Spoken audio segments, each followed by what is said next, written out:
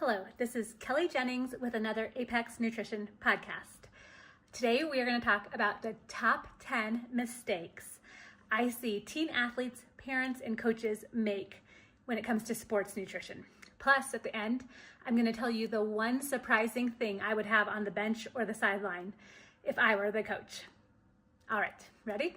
Probably going to get myself into some hot water here, but nevertheless, here we go. Number one. And this is for the teen athletes. The number one mistake I think you make, and this isn't the biggest mistake, we're just going through 10, not in any specific order. The first one is not eating enough during the day before your afternoon training session, practice, or game. What this means is over and over, I see teens not getting a real good breakfast because they're running out the door in the morning, maybe a hit or miss lunch. Maybe they've packed it, maybe it's school lunch and they don't quite like it, or they run out and get something, but it's just junk, like one pizza slice. And then no pre-training fuel, and they go to practice. When I speak to groups of teen athletes, sometimes I tell them to close their eyes. Imagine that they had just gotten to a game or a practice, an important practice, or they're on the track ready to start a race, and they look down and they realize they've forgotten their shoes. They're barefoot. And they look over the coach and they're thinking, oh my gosh, I'm gonna be in so much trouble. I don't have any shoes. This is how you should feel if you come to practice without any nutrients in your body for the day. If you are running on low, you are not gonna practice well. So that's the number one first mistake, is not being adequately fueled. You should eat the majority of your calories, AKA units of energy, during the day. Number two, same sort of thing, is coming dehydrated. We talk a lot about the direct impact of hydration on athletes for every percentage of body weight they lose. So let's say you weigh 100 pounds and you lose 2 pounds and you're starting to get very thirsty. That's kind of what comes right before it starts to impair your performance. But that's assuming that you're starting at baseline. If you already start down 2 pounds because you haven't drank anything all day, it's going to be real easy for you to get into that 4%, 5% body weight where it's really impacting your performance, impacting your brain, your ability to think and concentrate, and all sorts of things. You're definitely going to feel like things are harder, like you're dragging, your sense of effort goes up. So that's the second one, is coming to practice dehydrated. Number three, this one's for parents, is doing some sort of food philosophy or diet at your home and not realizing how that might impact your growing teen athlete. So let's just say the most benign one maybe is just being ultra healthy. Like you do not allow sugar in your home, right? No added sugar, no desserts, no nothing like that. Couple things just to keep in mind. One is performance nutrition or training nutrition often requires some sugar. So this means that things that are very easy to break down and to digest and metabolize are the best sources of fuel for teen athletes when they're in the midst of the practice, the training, the activity, the competition, the race. They're gonna need something like a sports drink. They're gonna need something maybe like fruit snacks or fig bars or something. Cookies are great. They can be homemade. Banana bread and cookies are awesome. But they're gonna need something. And if you've created this all-out ban on sugar or made it a villain in your life and their lives, and they hear this, they're gonna have a hard time understanding that that's actually the fuel their body needs. This can be other things too. Sometimes parents go on super low-fat diets, vegan diets, keto diets, carnivore diets, all the things. It's important, for one, that you realize that your teen athlete is probably growing and they need such a huge variety of vitamins and minerals, nutrients to grow. I mean, they're literally building bones. Can you imagine going from kind of nothing to something, building bones? They need calcium, magnesium, all the things. So if you are going to do that, I recommend that you help them understand that this is an adult choice that you're making, but that you're loosening it for them, and that you'll buy them a variety of foods, and that you'll make sure you have a good understanding of what all they need so that they get enough. Sometimes with the ultra healthy and the vegan type foods, they end up getting a huge amount of fiber. So even if they're getting adequate calories adequate protein through all the different plant sources or whatever that way, they may not actually be absorbing all of that because fiber tends to bind and help us eliminate things. And so they may not be getting all the nutrients and calories and grams of protein, things like that they are needing. So that is a kind of an issue that can happen. So just be very aware of what you're doing and what your teen actually needs. Number 4 is having a water-only stance to sports drinks or sports hydration. Now, water can be great, but realize that athletes, especially teen ones who absolutely can use almost all the nutrients you can give them during training, they are needing fluid, electrolytes, and carbohydrates during most trainings, practices, competitions, not just water. When they sweat, they're losing more than fluid. They're losing electrolytes. Often they are playing in gyms or otherwise extremely hot conditions. And these electrolytes make a difference acutely during the training. They make a difference with how much they can absorb, whether or not they feel nauseous, whether or not things empty out of their stomachs, and whether or not they have the right ratio of electrolytes to plasma in their arteries. Another thing that happens is sodium, which hopefully is not vilified, but sodium has an oncotic pressure to it, which means it attracts to it the fluid. So if in the artery, if there's sodium in the plasma, it holds the fluid in there where it is useful and can be used by the cells. Whenever we have way too much fluid but not enough sodium, it starts leaking out into extra areas in the tissue. It's called third spacing, and it becomes no longer usable. So even if you're drinking all the water you need, that water may not be being used as it should be. And so I recommend an approach of carbohydrates, fluids, and electrolytes. And I think there are good, kind of real food-based sports drinks out there and fuels that they can use if that's the worry, but it shouldn't be a water only, especially, without getting other calories, carbs, and electrolytes elsewhere. There's just no scenario I can think of where teen, high school, middle school athletes should be trying to be fat adapted or otherwise and not consuming fuel during their trainings.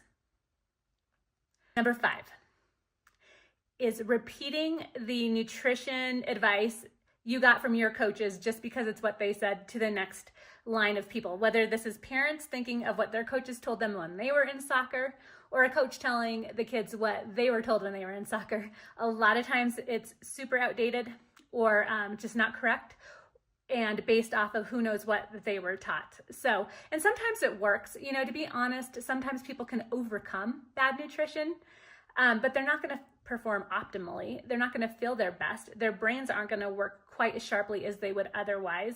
And they're not going to have the speed, power, agility, reaction time, any of those things that they would have if they had enough glucose to operate on in their brains, in their cells, and making energy for them.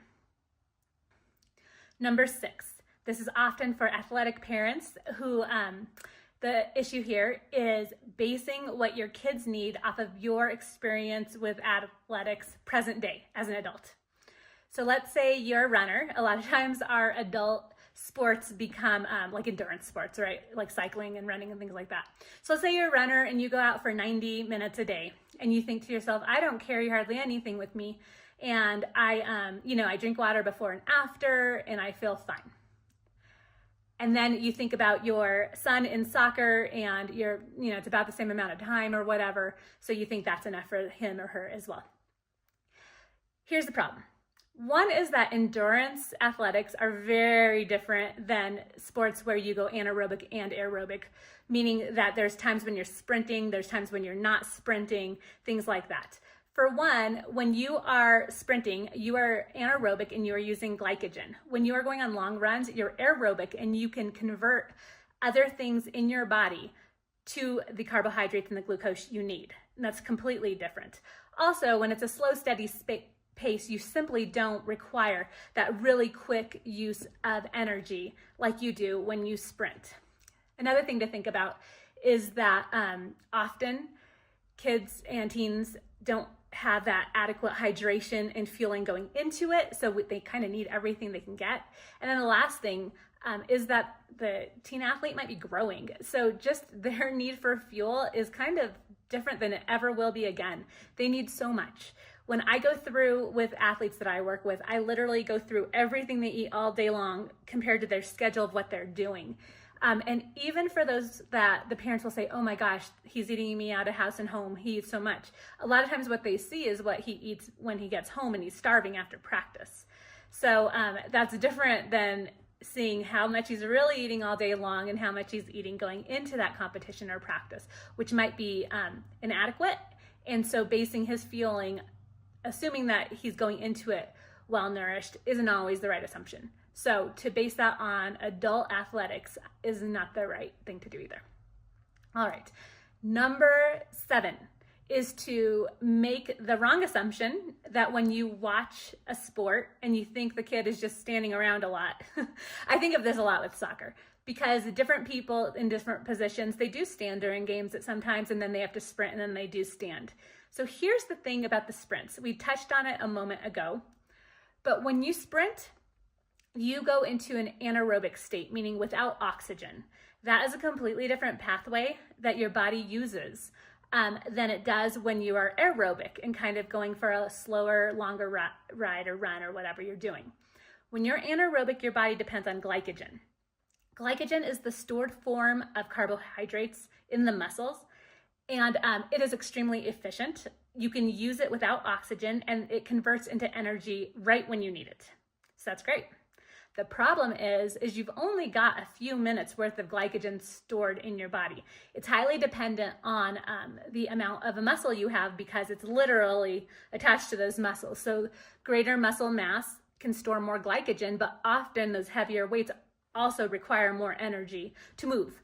So it's kind of the same thing no matter what.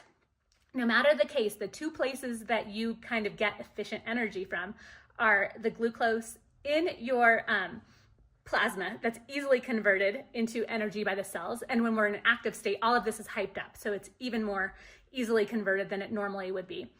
And then glycogen. So when you're anaerobic, you use glycogen. When you're aerobic, you can easily convert that's in the plasma. And then when you run out of that and what the liver can give, that's when you start using the inefficient methods of getting glucose from other places.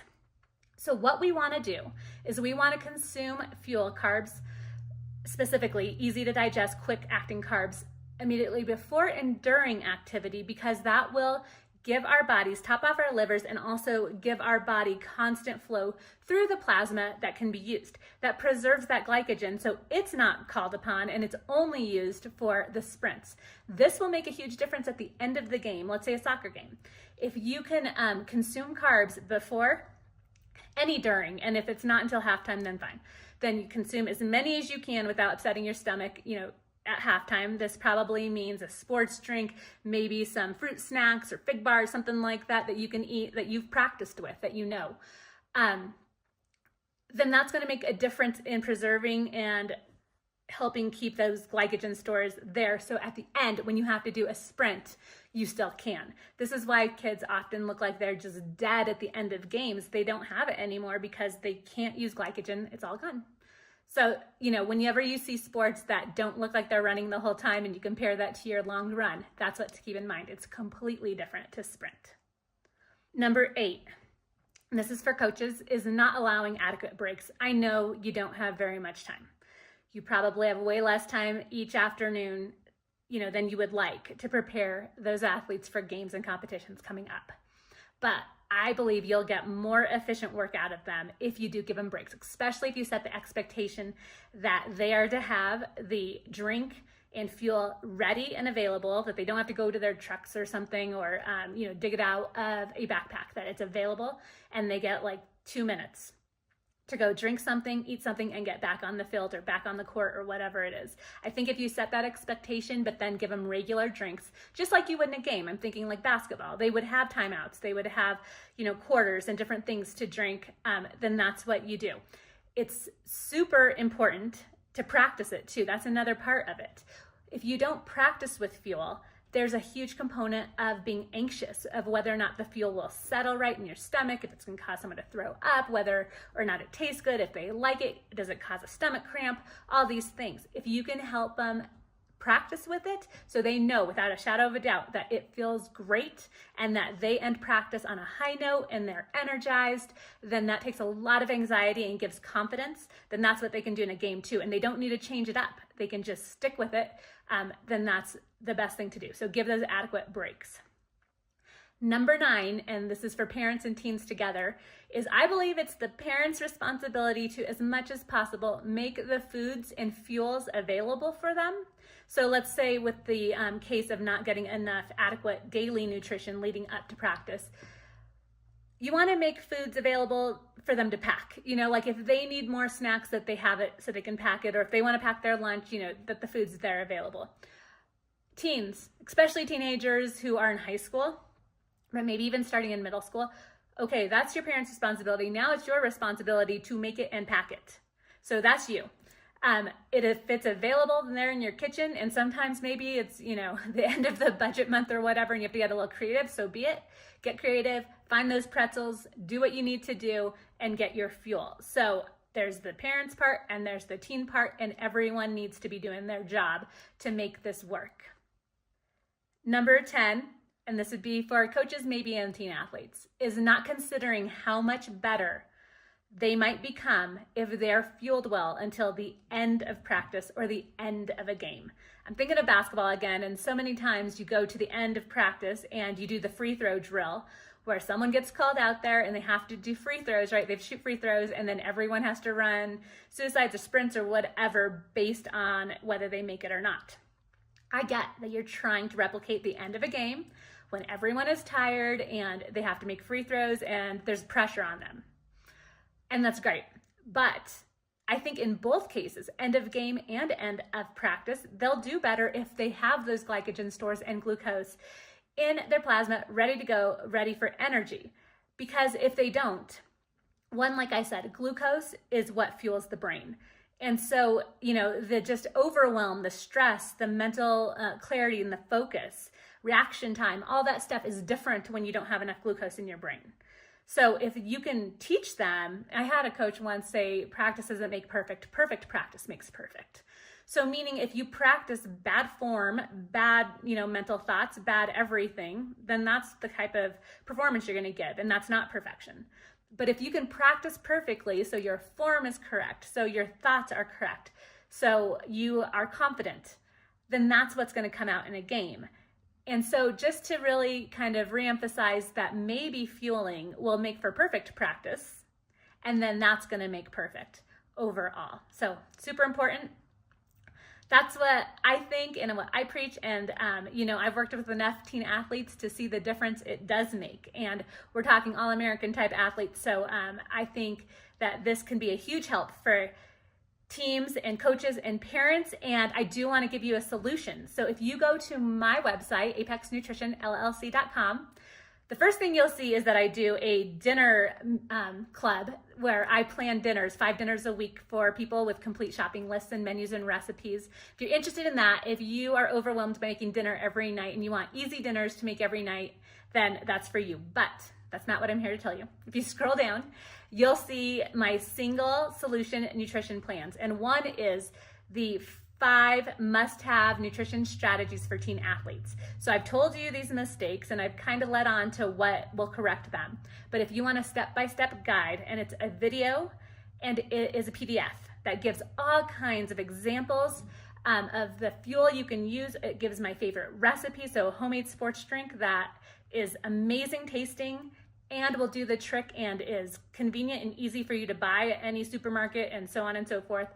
I also give a few recipes of homemade fuels that I think are great, a recovery snack that is my favorite. I meant for it to only be like a 15-minute video, and it ended up being about double that because this is probably one of my biggest passions right now, is sports nutrition for teens. I think you can make a huge difference. And then secondary, or somewhere up there with it, would be just helping parents lose the overwhelm of dinner by doing a dinner plan for them. So check it out. I think it can help you so much, and I hope that it does. So thank you so much for listening, and please share this with you. I mean, most parents have tons of other parents in other towns or on the team or whatever who could use some direction with sports nutrition as well. That single single solution nutrition plans. All of mine are $27, so it's not going to break the bank for anyone. So please check it out and get on the right track this season with your teen athlete. Thank you. Sorry, I think I forgot to tell you, it was like my lead magnet thing. The number one thing I would have on the sideline or bench if I was a coach. And this is, my kids could tell you, because every time I'm watching something on TV and someone gets a cramp that's completely debilitating and they're like laying on the ground and people are like carrying them off the court or the field or whatever, I say it every single time. I say, why doesn't that coach have some pickle juice? So why pickle juice? It's not the sodium and it's not the fluid, although those help. It's the vinegar. The acetic acid in vinegar, in pickle juice, actually triggers nerves in the roof of your mouth that trigger a whole cascade that triggers muscles to stop cramping. Now, it's not like 100% surefire, absolutely you're not gonna cramp. If you're cramping and you're just completely dehydrated and a mess, then that's probably not going to fix it. But in a lot of cases, it's just kind of a misfiring in the muscle. Maybe they are working harder than they've worked, all season. Like it's the first game and all they've had is practice and they haven't quite put themselves in the position of, going as hard as they're going right now.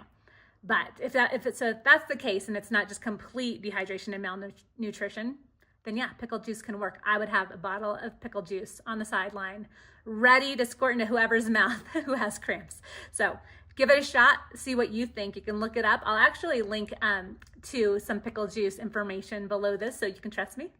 And I hope that helps. Good luck to everyone this season. Bye.